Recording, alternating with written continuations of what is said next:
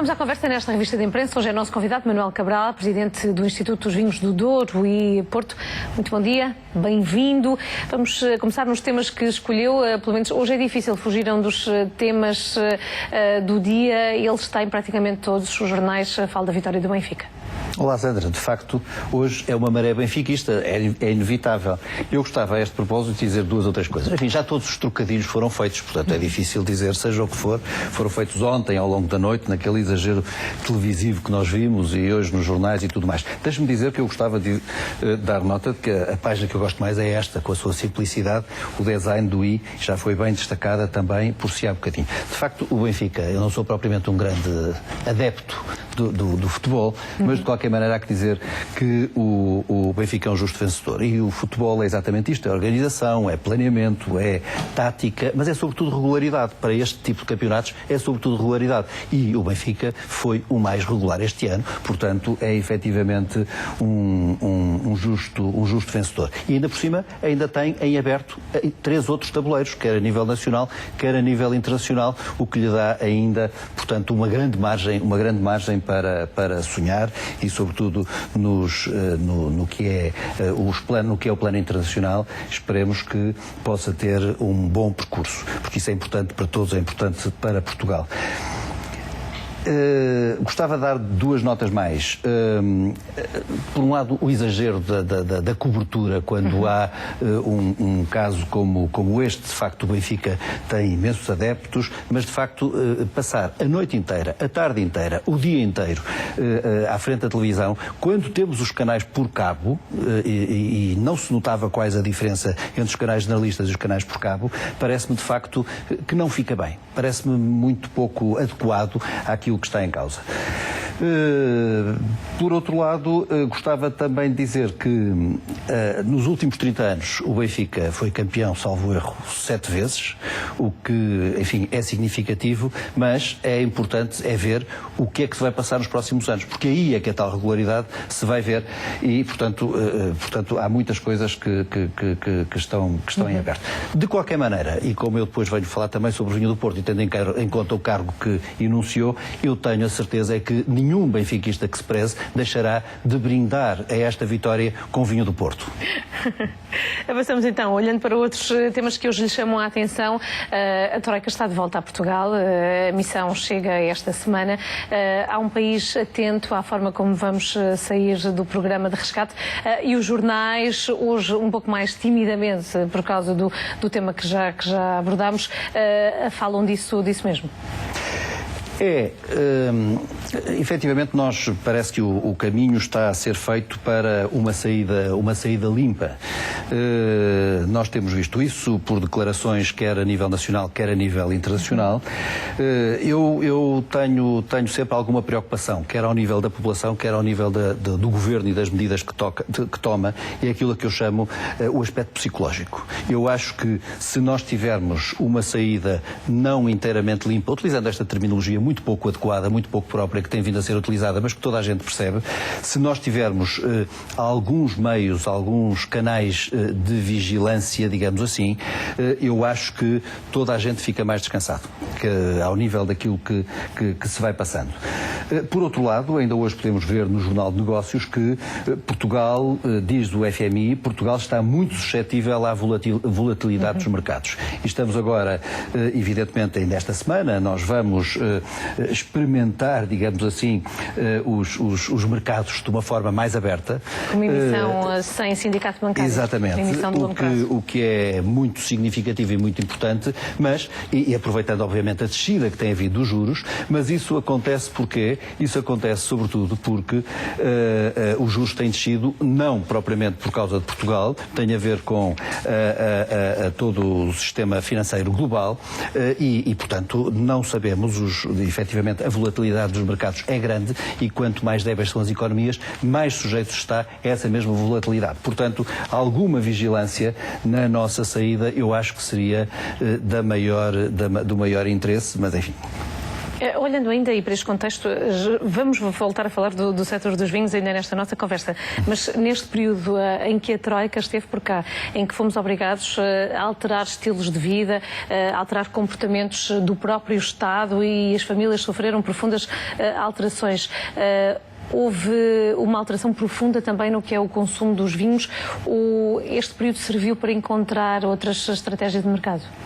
Eu gostaria de me centrar mais sobre os vinhos do Douro e do Porto, são aqueles sobre os quais eu tenho responsabilidade. Enfim, poderia falar sobre... Interessa mais centrar sobre eles.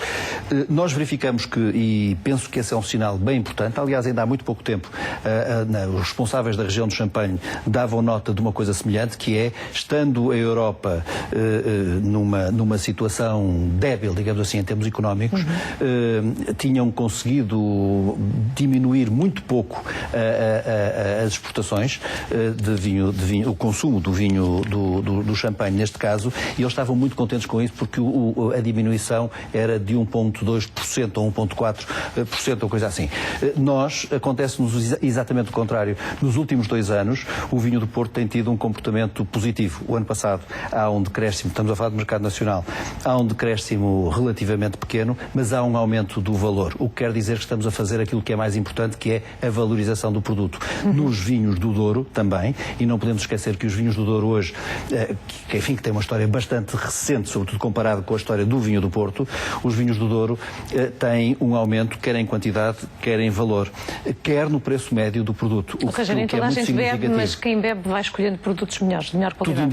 Tudo indica que sim. Nós estamos numa estratégia, porque achamos, sobretudo para o vinho do Porto, que os portugueses conhecem mal, já tenho dito isso aí várias vezes, os portugueses conhecem mal o vinho do Porto, portanto há que trabalhar muito numa perspectiva pedagógica naquilo que diz respeito ao vinho do Porto e, portanto, eu acredito que o mercado nacional tem ainda potencial para crescer. Olhando ainda para os temas que estão hoje nos jornais, chamo-lhe particularmente a atenção àquilo que se passa na Ucrânia. A situação não está fácil, houve um acordo em Genebra, mas no terreno ele parece não se fazer sentir. Parece não se fazer sentir. Todos os dias há notícias negativas. A ambição expansionista da Rússia parece evidente. O Ocidente, em particular os Estados Unidos, e o Vice-Presidente vai hoje a Kiev, dos Estados Unidos. Portanto, aquilo que se verifica é que há uma reação bastante tímida face àquilo que parece evidente que é uma ambição expansionista da Rússia. A Rússia não desiste daquilo que considera ser a sua área de influência, como se tem visto nos últimos tempos, e a Ucrânia, obviamente, que está na linha da frente relativamente a essa mesma ambição. Olhando para aquilo que se passa por cá, chama-lhe também da atenção Serralves, não apenas o trabalho do museu, mas aquilo que é feito pela Fundação, que ocupa tempo e a atenção de famílias, incluindo os mais novos. E numa altura de Páscoa em que as pessoas têm, os pais têm de entreter os seus filhos, isto é da maior importância. O que está aqui em causa é a importância do serviço educativo dos museus e, neste caso em particular, de Serralves. E Serralves tem um papel não apenas na arte, é preciso dizê-lo, mas também no ambiente. Toda a quinta de Serralves é utilizada exatamente para isso. Portanto, quando nós vemos que há serviços educativos como este que se destinam não é para ensinar as crianças a pintar o que é a arte propriamente dito, é a sensibilizá-las para determinados aspectos. Isto é de pequenino se torce o pepino, portanto isto é da maior importância e efetivamente Serralves faz um excelente trabalho. A Casa da Música também o faz, há uma série de outros museus designadamente ligados às autarquias, gostaria de o sublinhar, mas também os museus nacionais têm hoje serviços educativos desde há longos anos. Este trabalho que Serralves está a fazer todos os dias é muito importante e é sublinhado agora nesta época de Páscoa. O ano ainda nem vai a meio, olhando para o que são os desafios do Instituto do Vinho do Douro e Porto. O que é que tem pela frente no imediato? Há combates a travar ou há horizontes ainda para alargar ainda mais além fronteiras? Vamos falar sobretudo dos mercados. Repare, há uma coisa muito interessante. Há bocadinho falamos nos vinhos do Douro e no Porto. Os vinhos do Porto valem, em termos de... Posso lhe dar os números certos. os vinhos do Douro, os vinhos do Porto, dizia, valem, em termos de comercialização global, cerca de 370 milhões de euros, mas os vinhos do Douro, os chamados DOC Douro, hoje já ultrapassam os 100 milhões de euros, 102 milhões de euros. Portanto, tem tido um comportamento muito interessante e em termos de crescimento contínuo. O que é interessante, e ligando exatamente à pergunta que estava a fazer, o que é interessante verificar é que o vinho do Porto sempre esteve muito vocacionado para a exportação. Há bocadinho tem aquela nota sobre o mercado nacional, que é exatamente a outra face do espelho relativamente a este aspecto. Se olharmos para os 10 primeiros mercados, e nos 10, 11 primeiros mercados temos cerca de 90 e qualquer coisa por cento das exportações, portanto estão aí muito concentradas, as exportações estão muito concentradas. Esses 10 primeiros mercados são sobretudo mercados europeus. De fora da Europa, nos 10 primeiros mercados apenas temos no vinho do Porto os Estados Unidos e o Canadá. Portanto, muito concentrados na Europa, o que liga àquilo que eu estava a dizer há bocadinho, que é, estando sobretudo a Europa com algumas debilidades em termos económicos, nós temos de ter muito cuidado e temos de reforçar a nossa presença nesses mesmos mercados e temos de abrir outros com certeza.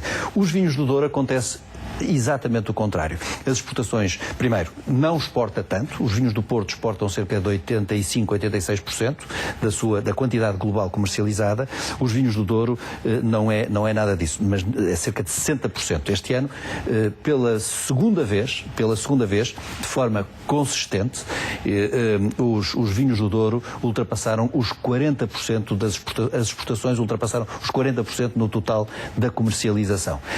Portanto, parece que há aqui uma sustentação daquilo que são as exportações dos vinhos do Douro. O que eu queria dizer é o seguinte: nos 10 primeiros mercados dos vinhos do Douro, e lembro-se do que eu disse há bocado relativamente aos vinhos do Porto, são sobretudo a Europa, acontece exatamente o contrário. A maior parte dos primeiros mercados de exportação são de fora da Europa. O que quer dizer que, se nós associarmos aqui tudo aquilo a que eu chamo normalmente a economia do território, porque temos de olhar para o território, para quem produz, para o turismo, a importância que o turismo cada vez mais tem no Douro, Douro Património da Humanidade, classificado desde 2001, e portanto toda a importância da paisagem, e o vinho vende-se também com tudo isto, com toda a paisagem, com todas as pessoas que o fazem, com o turismo também. Nós temos aqui um potencial muito grande a explorar, que é o Porto a abrir as portas ao Douro e a outros produtos da região e a outros produtos portugueses também, mas o Douro também tem hoje potencial para levar outros vinhos e outros produtos também para os mercados onde está com mais força. Os mercados asiáticos têm estado no horizonte alguns produtores. Singapura, Malásia são já sítios com escritório por parte dos produtores de vinho do Douro e Porto. Essa é uma aposta para os anos que pode ser uma aposta ganha nos anos que se aproximam, ou há que ainda ter cuidado com a contrafação que já se faz, por exemplo, de vinho do Porto que vem da China? E a própria China também, onde algumas empresas já têm os seus escritórios e a sua presença, e onde vão estando designadamente, vão tendo presença em feiras e outras provas e tudo mais. Agora, os mercados asiáticos, como ele chamou, é preciso muito cuidado, porque são muito importantes, são enormes, mas exigem uma forma, uma aproximação muito sensível e muito persistente, muito continuada. E, portanto, evidentemente que as empresas, nós próprios temos feito ações nesses mercados, mas temos de estar de uma forma mais continuada, mais persistente. Temos muito a aprender, por exemplo, com o que os franceses fizeram nos mercados, designadamente na China, nos mercados orientais, designadamente na China. Portanto, é muito importante olhar para eles, mas olhar para eles com calma, porque eles não vão ser a salvação do mundo, mas a médio e longo prazo podem ser... para se ir fazendo. É um trabalho para se ir fazendo, manifestamente, e podem vir a ser um apoio muito importante àquilo que é a nossa presença lá fora em termos de vinhos portugueses, de vinhos do Douro e do Porto. Há pouco falava, e rapidamente para terminarmos, na educação do que é o paladar. No caso do vinho do Porto, ele está muito associado na tradição portuguesa a momentos-chave, momentos de celebração. Poderia ser essa tradição um pouco alterada e termos o vinho do Porto com consumo, obviamente, moderado, mas de uma forma diferente, que não em momentos-chave do ano ou da vida das pessoas? O consumo do vinho deve ser sempre moderado, como é óbvio, mas nós achamos que é importante manter todo um aspecto tradicional que o vinho do Porto tem, mas é importante também encontrar outras formas de trabalhar. Nós dizemos muitas vezes que aquilo que é o nosso esforço permanente é encontrar novas formas de consumo, novos momentos de consumo e novos consumidores. Nós temos de fazer esse trabalho permanentemente, é aquilo que nós estamos mais empenhados num trabalho que nós fazemos permanentemente com o setor, porque nós sozinhos não fazemos nada. Manuel Cabral, agradeço-lhe a presença nesta revista de imprensa. Um bom dia.